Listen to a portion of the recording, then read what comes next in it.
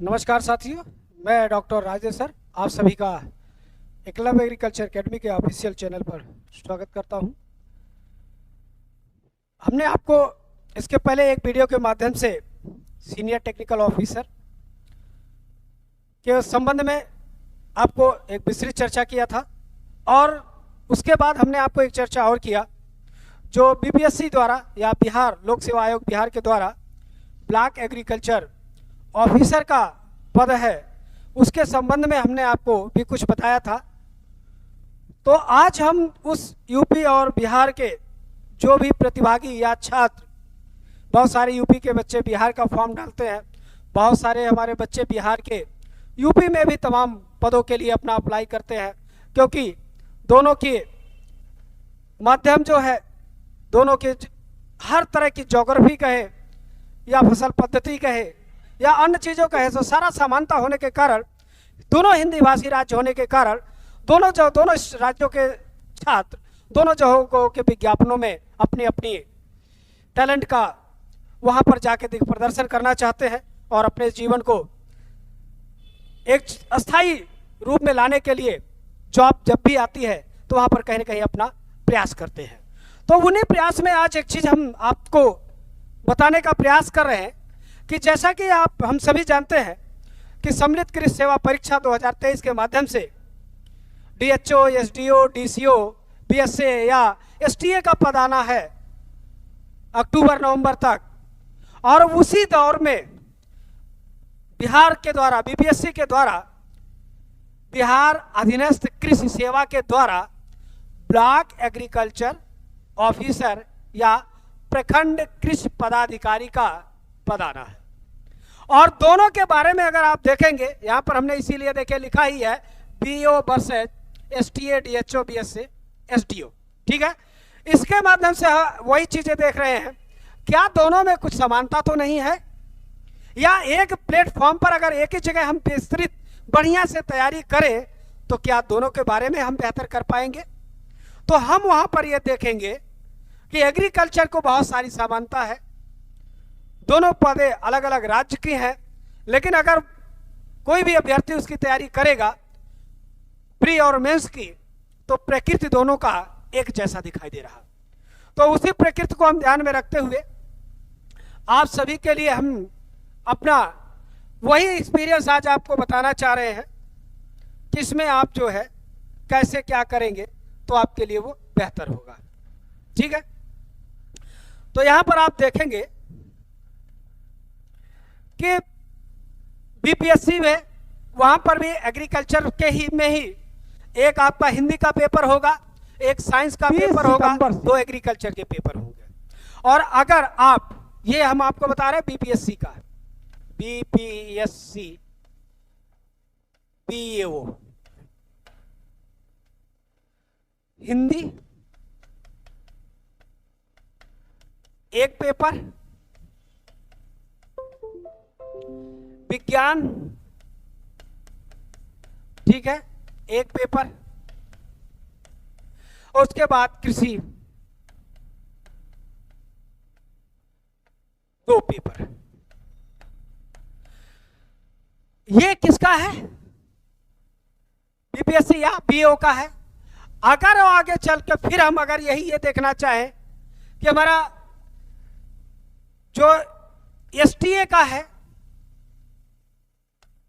या सम्मिलित कृषि सेवा परीक्षा का जो हमारा एसटीए का है, उसके बारे में जब हम लोग बात करेंगे तब हम लोग ये पाएंगे हिंदी, उसके बाद आपका कृषि, ठीक है, क्योंकि हिंदी का पेपर होगा और कृषि का पेपर। अब कृषि में क्या है, एक डेवलपमेंट का होगा, दूसरा जो सब्जेक्ट आधारित कोई जो हॉर्टिकल्चर का होगा, कोई जेनेटिक्स डिपार्टमेंट का होगा, कोई प्लांट प्रोटेक्शन का होगा, कोई एग्रोनॉमी का होगा, कोई सॉइल साइंस का होगा, तो एक पेपर वहां पर, ठीक है। तो यहां पर भी एक तो डेवलपमेंट का, दूसरा आप जिस सब्जेक्ट से एमएससी के होंगे उसका देखने को मिलेगा, दो पेपर आप यहां पर भी देंगे। हिंदी कॉमन है और प्री में सब लोग जीएस, ठीक है, आपको देना ही है, ठीक है, क्योंकि अगर एसटीए की बात करें तो आपको प्री में आपको भी पता है 80 प्रश्न कृषि के और 40 प्रश्न आपके जीएस या सामान्य अध्ययन, ये आपका प्री का होगा।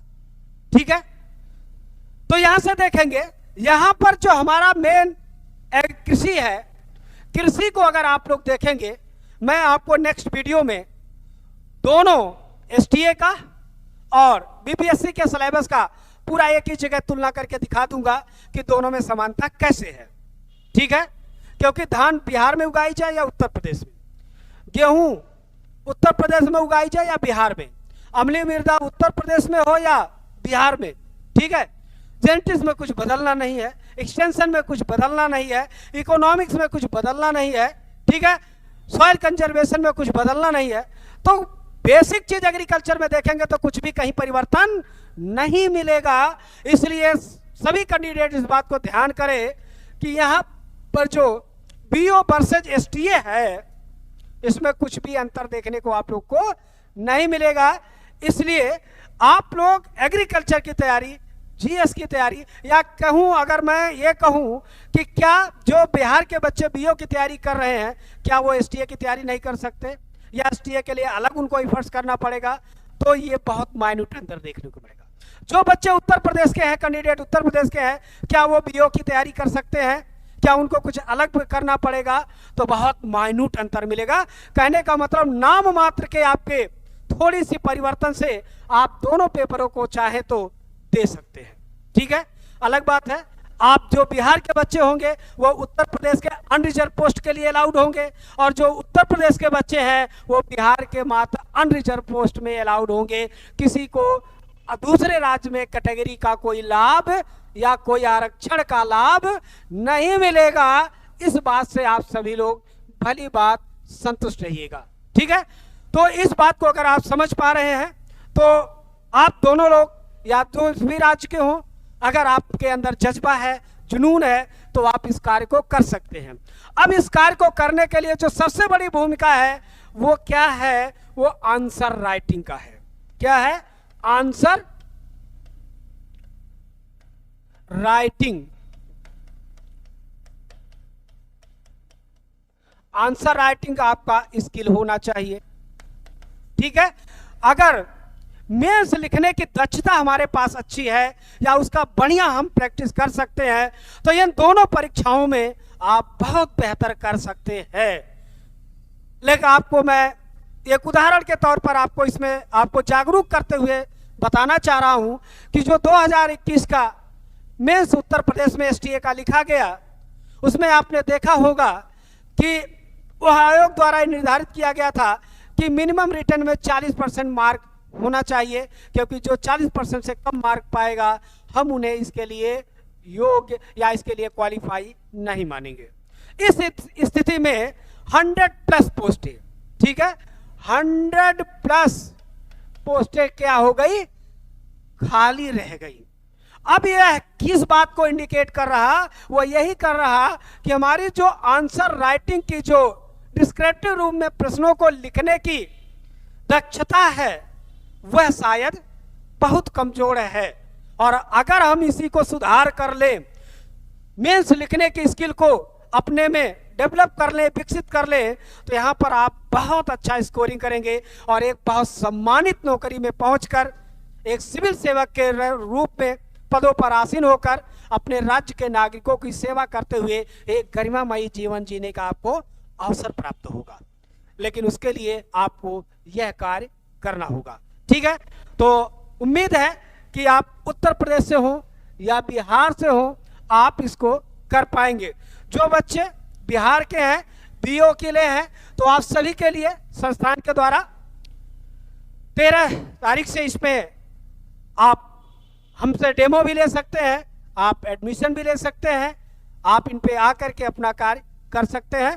ठीक है, और चूंकि उत्तर प्रदेश के बच्चे जो एसटीए, डीएचओ, बीएससी, एसडीओ के लिए चल रहे हैं, वो सारे बच्चे हमसे बहुत अधिक मात्रा में, अपेक्षा से अधिक बच्चे हमसे जुड़ चुके हैं और हर क्षण हमसे जुड़ते जा रहे हैं। तो आप सभी का बहुत बहुत स्वागत है। संस्था से जुड़ करके इसमें बेहतर करने का आप प्रयास करिए। बस एक बार जज्बा करके, एक बार मेहनत करके, एक बार तपस्या करके, परिश्रम करके मेंस लिखने की स्किल अपने अंदर विकसित कर लीजिए और एक सम्मानित पदों पर आसीन होकर के अपने गरिमामयी जीवन को जीजिएगा।